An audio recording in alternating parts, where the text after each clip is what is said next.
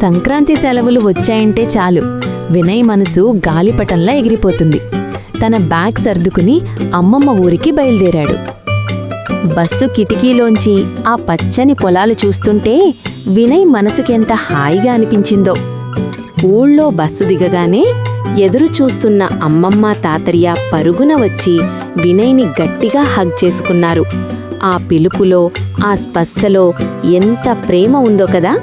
ఇక ఇంటికి వెళ్ళాక అమ్మమ్మ తన చేతితో ప్రేమగా కలిపి పెట్టే గోరుముద్దలు అమృతంలా అనిపించాయి.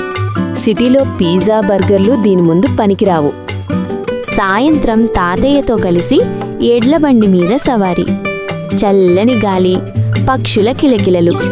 అమ్మమ్మ ఊరు అంటే కేవలం ఊరు కాదు, అదొక చిన్న స్వర్గం.